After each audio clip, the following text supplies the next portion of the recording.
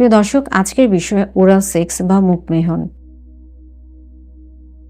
আজকের ভিডিওটি বাংলাদেশ এবং বাংলাদেশ ছাড়াও যারা UK, Europe, America, Canada, Australia, middle east সহ প্রবাসে বসবাস করছেন তাদের সকলের জন্য। আজকের ভিডিওর মাধ্যমে জানবেন ওরাল সেক্স স্বাভাবিক নাকি অস্বাভাবিক, এবং ভিডিও শেষে জানবেন কখন এটা নিরাপদ এবং কখন এটা ঝুঁকিপূর্ণ বা সমস্যা তৈরি করে থাকে। হ্যালো ভিউয়ার্স, আসসালামু আলাইকুম। আমি ডক্টর নুসরাত জাহান দৃষ্টি, কাজ করছি sexual health educator, clinical social worker এবং ক্লিনিক্যাল কাউন্সিলর হিসেবে। প্রথমেই আসি ওরাল সেক্স।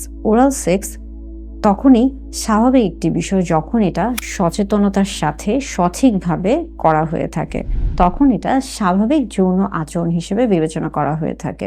ওরাল সেক্সের ফলে একদিকে যেমন শারীরিক সম্পর্ক তৈরি হয়ে থাকে, অন্যদিকে তেমনি মানসিক সম্পর্ক তৈরি হয়ে থাকে।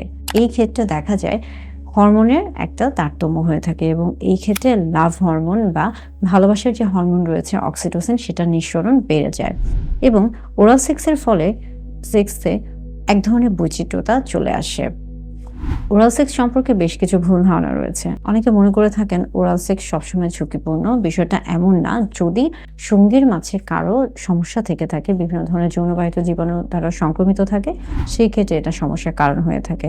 আবার অনেকে মনে করে থাকেন এটা এক ধরনের খারাপ অভ্যাস। যদি স্বাভাবিকভাবে সচেতনতার সাথে সঠিকভাবে ওরাল সেক্স করা হয়ে থাকে, তাহলে এটা যৌন আচরণের একটা স্বাভাবিক বিষয়, এবং এটা সেই ক্ষেত্রে খারাপ অভ্যাস না। এবং আরেকটা বিষয় হচ্ছে, অনেকে মনে করে থাকে ওরাল সেক্সের ক্ষেত্রে সুরক্ষার কোনো বিষয় নেই। ওরাল সেক্সের ক্ষেত্রে সুরক্ষা নিশ্চিত করা সম্ভব হয়ে থাকে ডেন্টাল ড্যাম বা কন্ডোমের সাহায্যে। সর্বোচ্চ যৌন তৃপ্তি লাভের ক্ষেত্রে বা ফোরপ্লের ক্ষেত্রে ওরাল সেক্সের গুরুত্বপূর্ণ ভূমিকা রয়েছে।